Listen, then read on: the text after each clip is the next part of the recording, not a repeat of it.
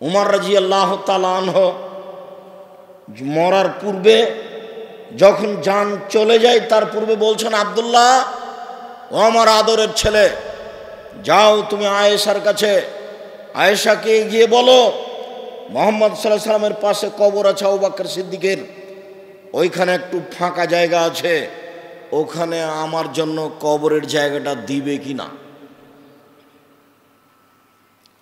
আব্দুল্লাহ ইবনে উমর বলছেন, আমি আব্বার কথা শুনে বাড়িতে গেলাম, সালাম দিয়ে ভিতরে ঢুকে দেখি তিনি উমর মারা গেছেন, এই জন্য বসে বসে কাঁদছেন। আমি আয়েশাকে কান্না অবস্থায় পেয়েছি, আয়েশা উমরকে দেখতে আসেননি।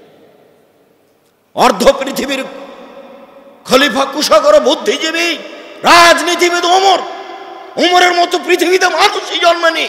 যে রাস্তা দিয়ে হাঁটতেন সে রাস্তায় শয়তান হাঁটতো না, হাদিস তো বুখারী মুসলিম। যার ইমানের কথা ভাবলে অন্য দেশ থেকে, পৃথিবীর অন্য প্রান্ত থেকে মানুষের অন্তর কাঁপতো, তার নাম উমর। এত বড় মানুষ পৃথিবী থেকে চলে যাচ্ছেন, লাশ উপরে আছে, আয়েশা রাদিয়াল্লাহু তাআলা আনহা তাকে দেখতে যাননি, বাড়িতে তিনি বসে বসে কাঁদছেন। বলছেন, জায়গাটা তো আমার জন্য নির্ধারণ করেছিলাম, আমার তো দেওয়ার ইচ্ছে ছিল না। উমর যখন বলেছেন আচ্ছা ঠিক আছে যাও, ওখানে উমরের কবর দেওয়ার অনুমতি দিলাম। অনুমতি নিয়ে আসার পরে আবার বলছেন, আব্দুল্লাহ শোনো, শোনো বেটা, লাশটা তুমি জানাজার পরে আবার আয়েশার বাড়ির পাশে রেখে দিও। আয়েশার বাড়ির পাশে রেখে দিয়ে বলিও যে উমরের কবরটা কি দেওয়া হবে এখানে? তখন বলিও না অর্ধ পৃথিবীর খলিফা আমিরুল মুমিনিন, এই কথা বলিও না, বলিও যে উমর। আর এখনো আপনার কাগজে সাবেক চেয়ারম্যান লেখা লাগে, সাবেক এমপি লেখা লাগে, মানে বিগত এমপি, এখনো আপনার এমপি নামটা লিখতে হবে কাগজে। উমর বলছেন, বেটা, বুখারীর হাদিস, আব্দুল্লাহ লাশটা রেখে দিও ওর বাড়ির পাশে, গিয়ে আবার আয়েশাকে বলিও যে আমার ওখানে কবরের অনুমতি হবে কিনা, তবে বলিও না যে আমিরুল মুমিনিন, অর্ধ পৃথিবীর খলিফা, এই কথা বলিও না, বলিও যে উমর। কথা বুঝাতে পারি না মনে হয়, বলিও যে উমর, উমর মারা গেছে, তো কবরটা হবে কিনা, যদি অনুমতি দেয় তাহলে কবর দিও, আর যদি অনুমতি না দেয় জনগণের যেখানে কবর আছে সেখানে দিও। আপনাকে আমি কি বলতে চাইলাম, আপনি মহিলা মানুষ, সারাদিন সবাই মিলে বাড়িতে যাচ্ছেন কেন দেখতে? যেটা মূল কথা বলতে চেয়েছি, সেটা ওখানে দোয়া করলো কেন? কবরের চতুর্দিকে দাঁড়িয়ে যদি হাত তুলে দোয়া করার বিধান রাসূলের না হয়, তাহলে আপনার কি হবে? আপনাকে আমি এই কথা বলতে চাচ্ছি, এই রাজশাহী, চাঁপাইনবাবগঞ্জ, পল্লী অঞ্চলের হাজারো মিথ্যা ধর্ম আছে যেটা মানুষ ধর্ম মনে করে করছে, যদি রাসূলের না হয় তাহলে কি হবে আপনার? মাওলানা সাহেব, আল্লাহ নবী বলছেন, শুনে রাখুন, আমার একটি কথা জানা থাকলে অন্যকে বলো, বনী ইসরাইলের কাহিনী বলো, কেউ যদি কোনো কথা আমার নামে বলে, সেই কথা যদি আমার না হয় তাহলে তার থাকার জায়গা জাহান্নাম। বনী ইসরাইলের কাহিনী কি, এই কথাটা বলে পরের আলোচনায় যাচ্ছে। বনী ইসরাইলের কাহিনী কি দেখুন তো, আমি একটা বনী ইসরাইলের কাহিনী আপনাদেরকে শোনাই। আবু হুরায়রা রাদিয়াল্লাহু তাআলা আনহু বলেন, রাসূল সাল্লাল্লাহু আলাইহি সাল্লাম বলেছেন, লাম ইয়াতাকাল্লাম ফিল মাহদি ইল্লা সালাসা, মায়ের কোলে দুধ খেতে খেতে তিনজন শিশু বাচ্চা কথা বলেছে, কথা বলেছে, টপ টপ টপ টপ করে কথা বলছে। মায়ের কোলে দুধ খায়, তার একজন হলেন ঈসা, ঈসা আলাইহিস সালাম, মায়ের কোলে কথা বলে, মায়ের কোলে দুধ খাচ্ছে, বলছে আমি নবী। অবাক কথা, মা তো বিপদে পড়ে গেছে, মায়ের তো স্বামী নাই, জাতিকে তো বুঝাতে পারবে না, জাতি তো দেখে বলছে ছি ছি ছি ছি ছি ছি রে, মারিয়াম, মারিয়ামের তো বাপ ভালো মানুষ ছিল, মারিয়ামের তো মা ভালো মানুষ ছিল, মারিয়াম একটা বদ মহিলা, অবৈধ সন্তান নিয়ে এসেছে গ্রামে, ছি ছি ছি ছি ছি, ওর কোলে অবৈধ সন্তান। আরে মারিয়ামের তো বিবাহ হয়নি। মারিয়াম নিজেও বলছেন, যখন জিবরাইল এসে বলছেন আপনার কাছে একটা সুসংবাদ নিয়ে এসেছি, আপনার একটা ছেলে সন্তান হবে। তখন মারিয়াম বলছে, কিভাবে সন্তান হতে পারে? অলম ইয়ামসাসনি বাশারুন অলম হাকুবাগিয়া, আমার বিবাহ হয়নি, আমি জেনাও করিনি। আরে আমি মারিয়াম, আমার বিবাহ হয়নি, আমি জেনাও করিনি, আমার সন্তান হতে পারে কি করে? হয় বিবাহ হলে ছেলে হবে, না হয় জেনা করলে ছেলে হবে। আরে আমি মারিয়াম জেনাও করিনি, আমার বিবাহ হয়নি, আমার সন্তান হতে পারে কি করে? তখন জিবরাইল বলছেন, একুল রব্বুক হুয়া আলাইয়া হাইয়্যিন। আরে শোনো, তোমার প্রতিপালক বলে বাপ ছাড়া ছেলে দেওয়া আমার কাছে কোনো ব্যাপারই নয়। আমি আল্লাহ বাপ ছাড়া ছেলে দিতে পারি। আরে বাপ মা ছাড়াই দিতে পারি, ও তো আদম। আদমের বাপ কোথায়? আদমের মা কোথায়? তো বাপ মা ছাড়াই তো দিতে পারি। আর মারিয়াম, তোমাকে তো আমি মায়ের সন্তান দিয়েছি, মা তো আছেই।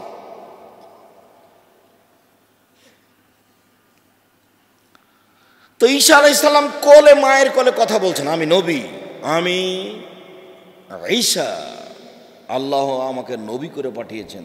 মায়ের কোলে দুধ খাচ্ছে, কথা বলছে।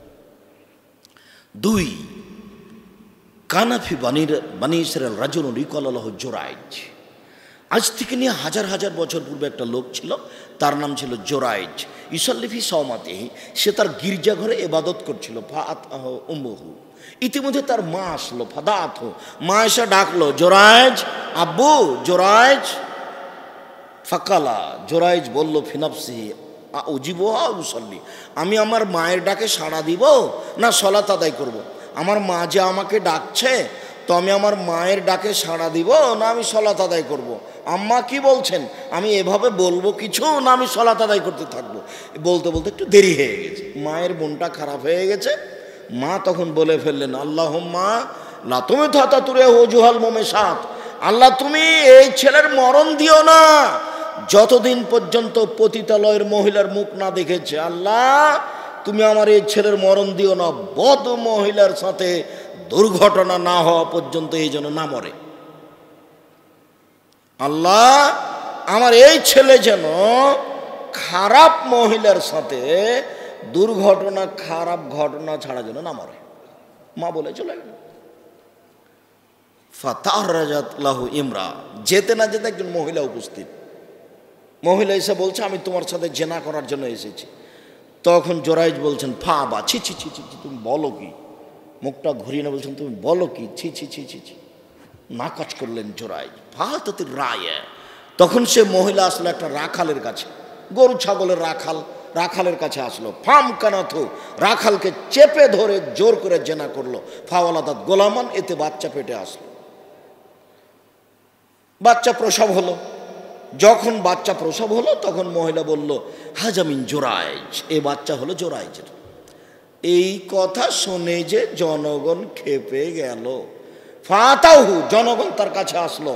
ফাকাসসারুহু, জোরাইজের ঘরকে একবারে ভেঙে চুরে খান খান ধুলা ধুলা করে দিল।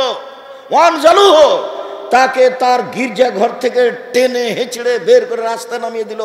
সাব্বুহু, সবাই তাকে অকথ্য ভাষায় গালি দিল, যে যা পারে।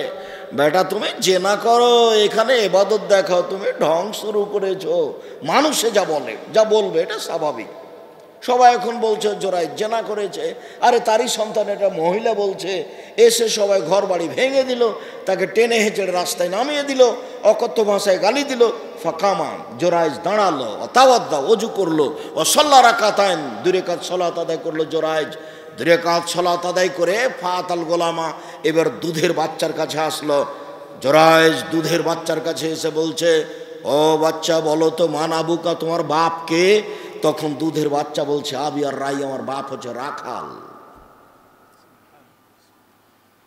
কথা বুঝা জানি মনে হয়, বুঝতে পারেন সবাই? ছোট বাচ্চা তো অনেকেই, গ্রামের অনেক দিন পরে মাদ্রাসার জালসা, অনেক বাচ্চা এসেছে।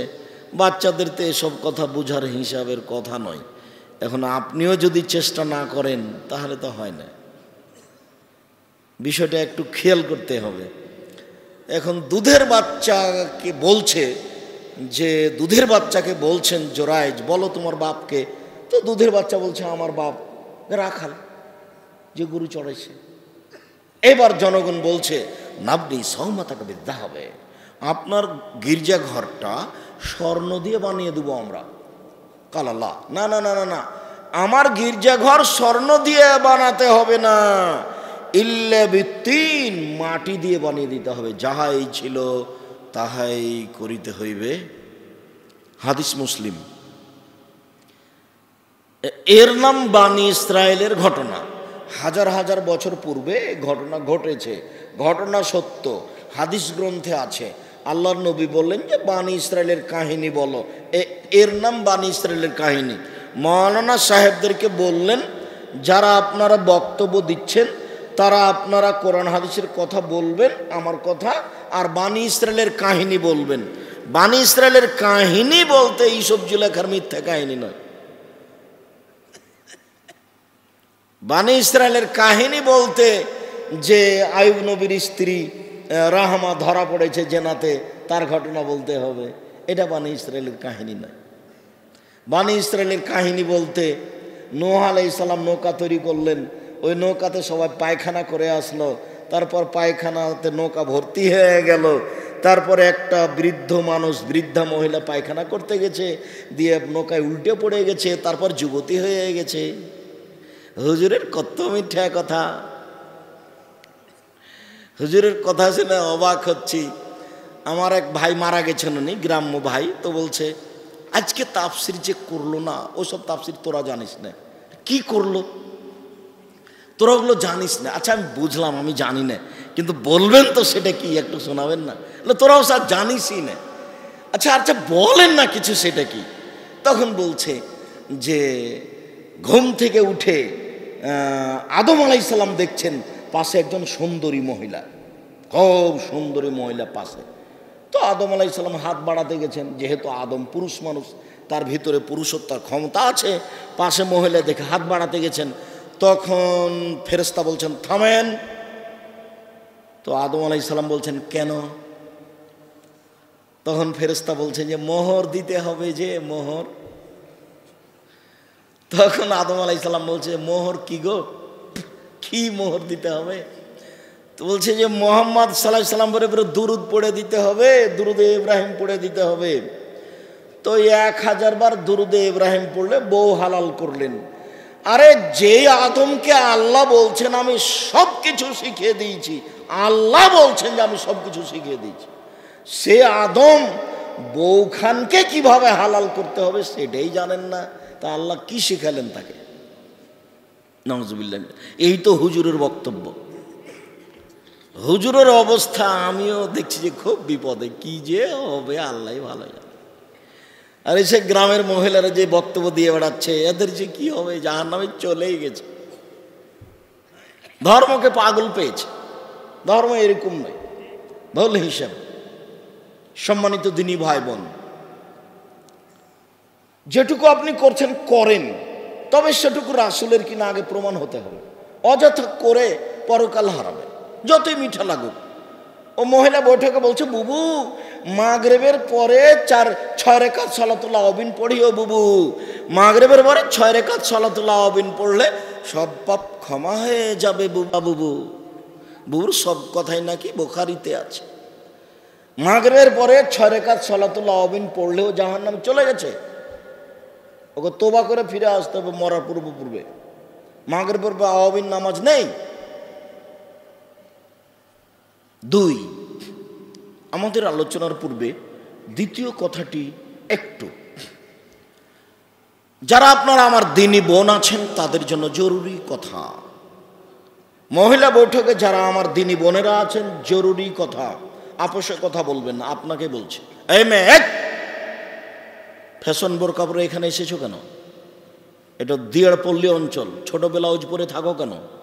এখনো তুমি ছোট ব্লাউজ পরে আছো, আর এই ব্লাউজ পরেই তুমি ধান শুকাও মাঠে, পোয়াল শুকাও মাঠে।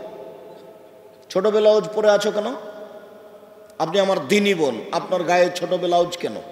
পেট দেখা যায়, পিঠ দেখা যায়, আপনার ব্লাউজের হাতটা এ পর্যন্ত কেন? কবজি পর্যন্ত করতে পারেন না? আপনাকে তো আমি 5-7 বছর 10 বছর আগে বলে গেছি এই মাটিতে যে এই ব্লাউজ চলবে না। তা আপনি ছোট হাতের ব্লাউজ পরে আছেন কেন? কি কি বুঝাতে চাচ্ছেন? আপনার স্বামী নাই এটা বুঝাতে চাচ্ছেন, সেই জন্য পরে আছেন? কি বুঝাতে চাচ্ছেন আপনি? আপনার বাপ নাই এই জন্য, মানে স্বামীও বলে না বাপও বলে না সেই জন্য? আচ্ছা বুঝলাম বলে না, তারপরে কি আপনি আপনার ওই স্বামীর কবরে যাবেন?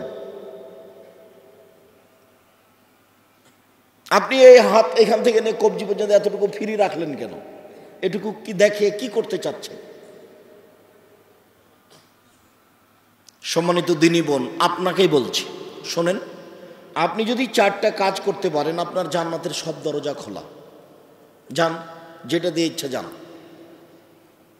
দেখেন, 1 সল্লত খামসাহা, 5 ওয়াক্ত সালাত আদায় করলো। আপনি যদি 5 ওয়াক্ত নামাজ পড়েন, 1। 2 সমাজ সাহারাহা, রমজান মাসের সিয়াম পালন করলো। আপনি যদি রমজান মাসের রোজা থাকেন। 3 আতাত বালাহা, স্বামীকে মেনে চলেন, স্বামীকে মেনে চললো। 4 আহসানাত ফারজাহা, জেনায় লিপ্ত হলো না, অশ্লীল কাজ করলো না। এই 4টা কাজ যদি আপনি করতে পারেন তাহলে জান্নাতের সব দরজা খোলা। এই কথা মুহাম্মদ সাল্লাল্লাহু আলাইহি ওয়াসাল্লাম বলেন, আমি বলিনি, আমি অনুবাদক। তিনি বলেছেন মহিলারা যদি 4টা কাজ করতে পারে জান্নাতের সব দরজা খোলা। যান, যেটা দিয়ে যাবেন যান। এত বড় সুযোগ আল্লাহর নবী কোনো পুরুষকে দেননি। কোনো পুরুষ এত সহজে জান্নাতে যেতে পারবে না। শুনে রাখেন, 4টে জিনিস: 1 5 ওয়াক্ত সালাত নামাজ, 2 রমজান মাসে রোজা, 3 স্বামীকে মেনে চলা। দেখেন, তিতে লাগলেও মিঠা লাগলেও স্বামীকে মেনেই চলতে হবে। আপনার স্বামীর মুখের ভাষা খারাপ, গালি দেয়, এ কথা আমি বুঝলাম, সময়ে সময় আপনাকে মারে, এমনিতেই তরকারি একটু লবণ বেশি হয়ে গেছে লাফ দিয়ে মারতে যাচ্ছে ভাতের থালি রেখে। এখন আপনার স্বামীর স্বভাব খারাপ, কি করবেন? ধৈর্য ধারণ করে মেনে নেন। আমি আপনার দিনী ভাই হিসাবে আপনাকে মেনে নেওয়ার জন্য অনুরোধ জানাচ্ছি। আপনি প্রতিবাদ করবেন না, মুখ খুলবেন না, সংসার ভালো হবে। মারুক, গালি দেখ, নিন্দা করুক, যাই করুক, আপনি মেনে নেন। শেষ পর্যন্ত যদি নাই মানেন তো তার সাথে কথা বলা বন্ধ করে 2 দিন 3 দিন 5 দিন 7 দিন থাকবেন, এই সংসার চলবে না, দরকার নেই। তাহলে আপনি খোলা তালাক করে নেন যে আপনার সাথে আমি সংসার করব না, গেলাম। চেয়ারম্যান মেম্বারকে গিয়ে বলেন যে আমার স্বামীর সাথে সংসার করব না, বিচ্ছিন্ন করার ব্যবস্থা করে দেন, আমি গেলাম, কোনো সমস্যা নেই। আপনার স্বামী কোটি টাকা যদি ইনকাম করে, সবচেয়ে যদি ভদ্র হয় আর আপনার কাছে যদি ভালো না লাগে, আপনি কালকে চলে যেতে পারেন। কিন্তু এই সংসারে থাকবেন আর 1 গ্লাস পানি চাইলো, তখন 1 গ্লাস পানি নিয়ে সামনে থ্যাকস করে রেখে দিয়ে দিকে মুখ করে চলে যাবেন। এসব ঢং বাদ দিতে হবে। কথা বলতে হবে, হাসি মুখে কথা বলতে হবে।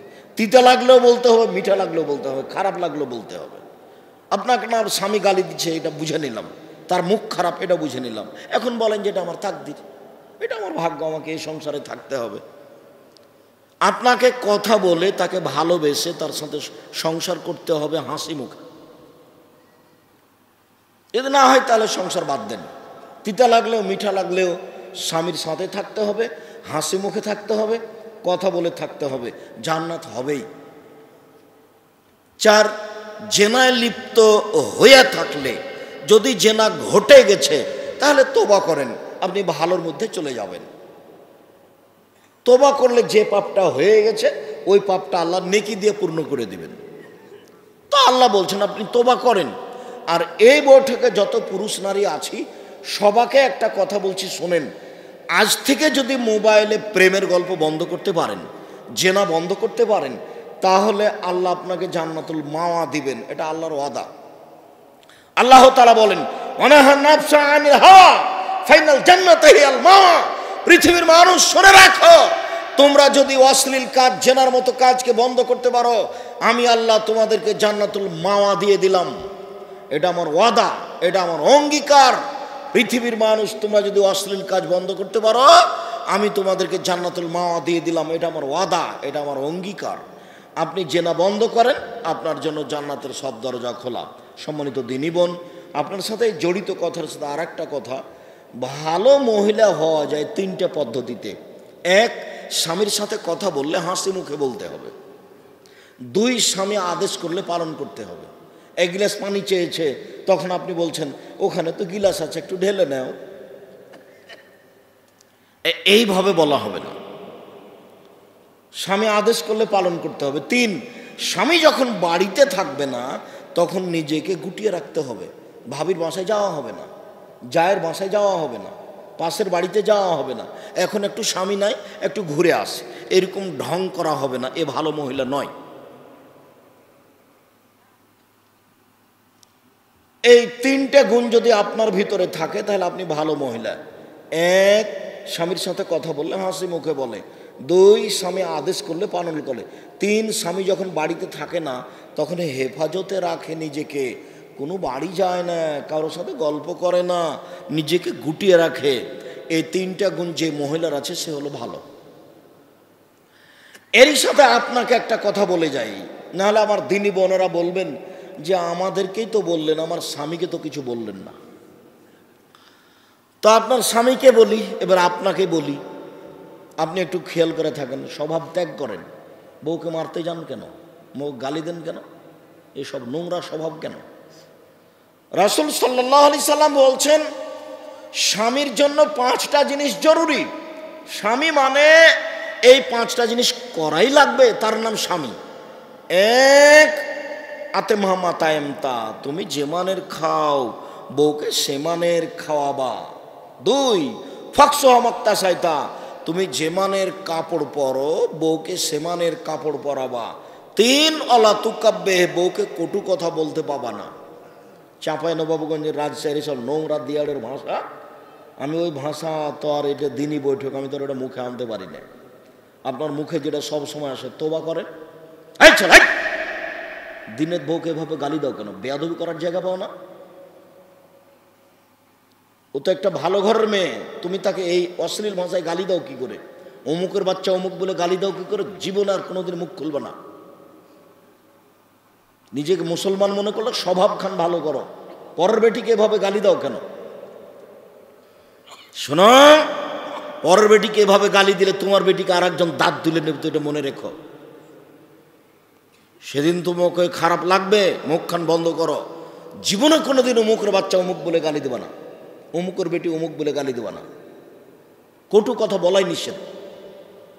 তোর স্বভাব খারাপ, তোর ঠোঁট মোটা, তুই দেখতে কালো, এইসব ভাষা বলা যাবে না। আল্লাহ রাসূল জোরায় নাকচ করেছেন। আজকে বক্তব্য শুনতে এসেছেন, আমার বক্তব্যের সাথে মুনাফিকি করিয়েন না। আপনাকে আমি অনেক ভালোবাসি, আমার বক্তব্যের সাথে মুনাফিকি করে কোনো লাভ নাই। আপনি মুখ খারাপ উচ্চারণ করেন না, বউয়ের কাছ থেকে কথা বলে শান্তি পাবেন। আল্লাহ বলছেন অমিন আয়াতিহান খালাকালাকুম মিন আজওয়াজান লিতাসকুনু ইলাইহা অমিন আয়াতিহান খালাকালাকুম মিন আনফুসিকুম আজওয়াজান লিতাসকুনু ইলাইহা। পৃথিবীর মানুষ, তোমাদের পক্ষ থেকে, তোমাদের পাশ থেকে আমি তোমাদের স্ত্রীদেরকে সৃষ্টি করেছি যাতে করে শান্তি পাও, তৃপ্তি পাও। মখমল দিয়ে বিছানা বিছানা থাকলে শান্তি হবে না বউ ছাড়া। উন্নত মানের খানা তৈরি খেলেও, উন্নত মানের তৈরি খাদ্য খেলেও শান্তি তৃপ্তি হবে না বউ ছাড়া। আল্লাহ বলছেন সব শান্তি তৃপ্তি বউয়ের কাছে রেখে দিয়েছি, সব শান্তি তৃপ্তি স্ত্রীর কাছে রেখে দিয়েছি। তাহলে গালি দিলে শান্তি তৃপ্তি হয় কি করে? মারলে শান্তি তৃপ্তি হয় কি করে? এই তো সংসার চলছে জোর করে, চলে না তবুও চালাচ্ছেন। মুখ খুলবেন না কোনোদিন স্ত্রীর বিরুদ্ধে, কটু কথা বলা নিষেধ। বক্তব্যের সঙ্গে মুনাফিকি করবেন না, যা হয়েছে হয়েছে, বাকি জীবন কোনোদিন বউকে গালি দিবেন না, মারতে যাবেন না। তিন, চার, অলা তাজের লজ, মুখের উপরে মারবেন না। পাঁচ, অলা তাত্র খাইল্লা ফিল বাইতে, নিজের বাড়ি ছাড়া বউকে কোথাও থাকতে দিবেন না, তার নাম পুরুষ। বাড়িতে থাকবে সবসময় 44 ধারা জারি থাকবে, কারফিউ জারি থাকবে। বাড়িতে সব সময় কারফিউ জারি থাকবে। আপনার স্ত্রী, আপনার ছেলে মেয়ে বাইরে যেতে পাবে না, জরুরি প্রয়োজন ছাড়া আপনার স্ত্রী বাড়ি ত্যাগ করতে পারে না। খালার বাড়ি, ফুফুর বাড়ি, মায়ের বাড়ি যেতে পাবে না,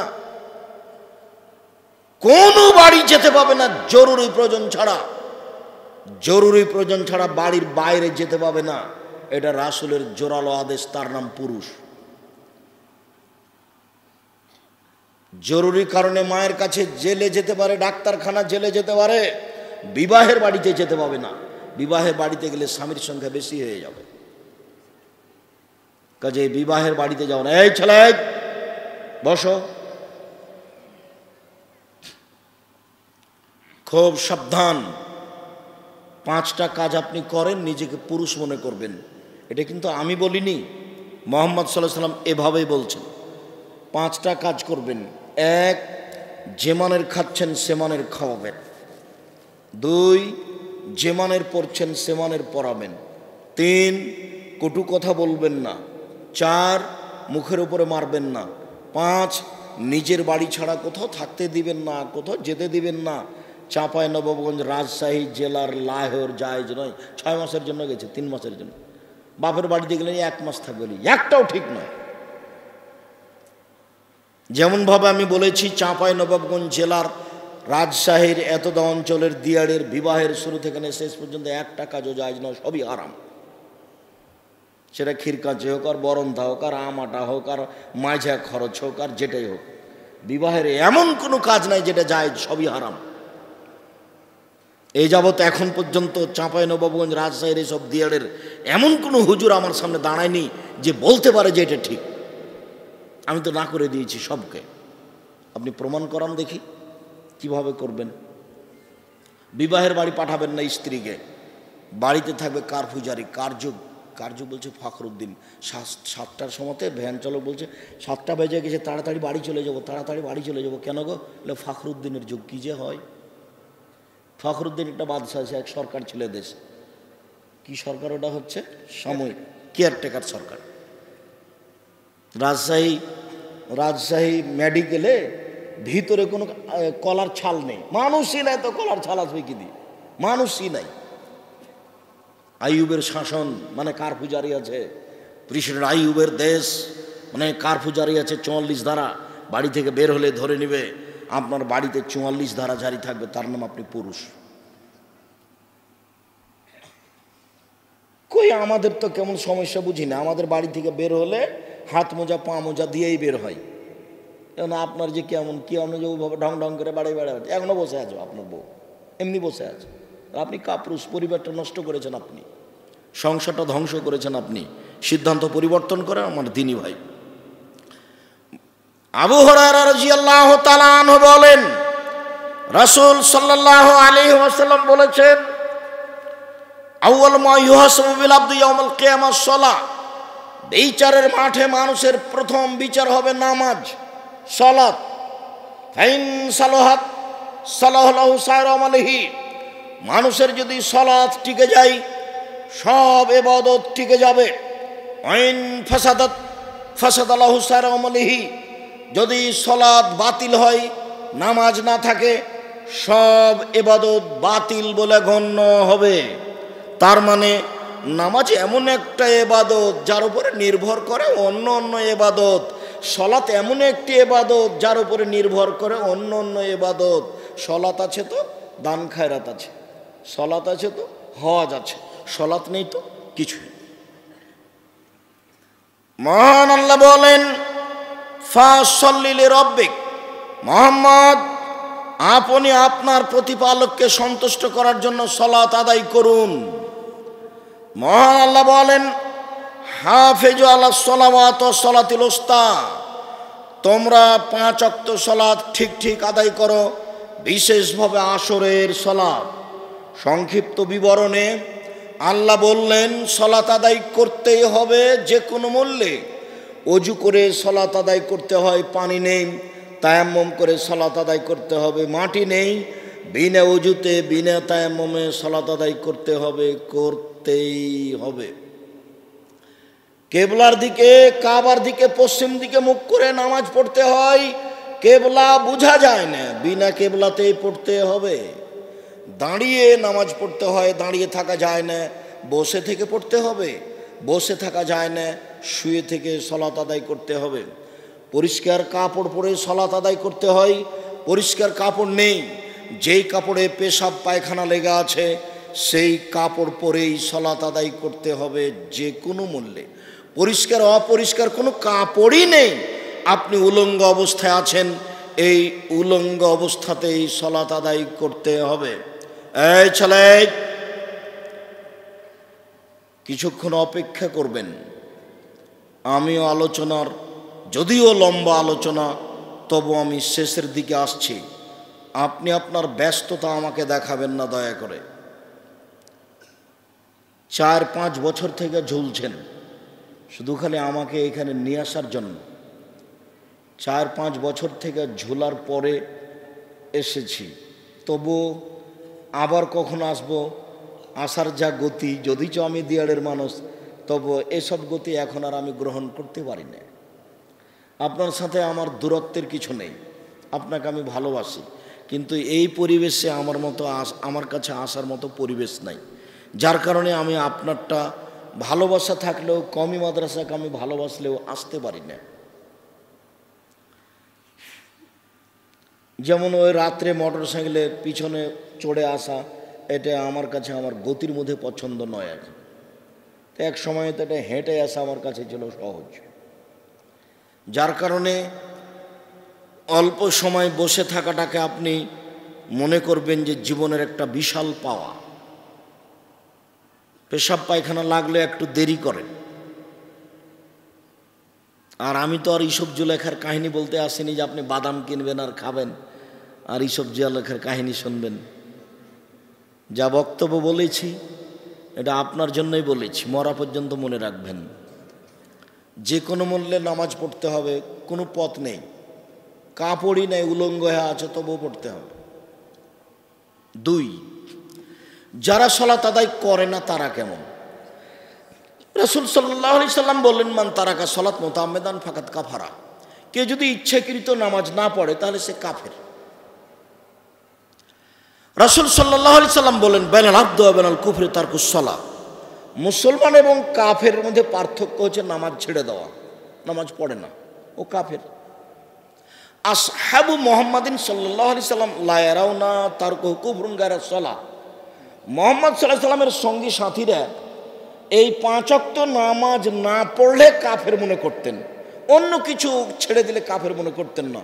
রোজা ছেড়ে দিয়েছে তো মনে করতেন না যে এটা কাফের হয়ে গেছে। যাকাত দেয়নি তো মনে করতেন যে এ পাপ করেছে, তবে কাফের হয়ে গেছে এটা বলতেন না।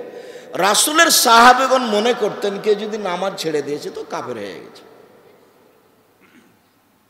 তাহলে সালাত ছেড়ে দিলে কাফের হয়ে যায়, এই কথা মুহাম্মদ সাল্লাল্লাহু আলাইহি সাল্লাম বলেন।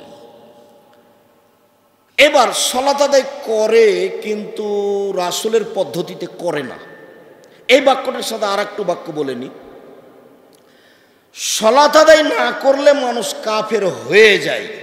বুখারী মুসলিমের এক হাদিসে এসেছে, রাসূল সাল্লাল্লাহু আলাইহি সাল্লাম বলছেন, উমিরতু আন উকাতিলা সাথে ইয়াকুলু লা ইলাহা ইল্লাল্লাহ ওয়া ইউকিমুস সালাহ। আমি মানুষের সাথে যুদ্ধ চালিয়ে যাব যতক্ষণ পর্যন্ত লা ইলাহা ইল্লাল্লাহ না বলছে এবং সালাত আদায় না করছে। সালাত আদায় না করলে আমি তাকে পিটিয়ে সালাত আদায় করাবো। বুখারী মুসলিমের হাদিস এইভাবে বুঝায়। তো এই হাদিসের ভিত্তিতে ইমাম আহমদ বিন হাম্বল বলেছেন, কেউ যদি নামাজ না পড়ে তাহলে তাকে কুরবানি করতে হবে, জবাই করে দিতে হবে, হত্যা করতে হবে। ইমাম আবু হানিফা রাহিমাহুল্লাহ বলছেন, কেউ যদি নামাজ না পড়ে তাহলে তাকে জেলখানায় বন্দি করে পিটিয়ে পড়াতে হবে।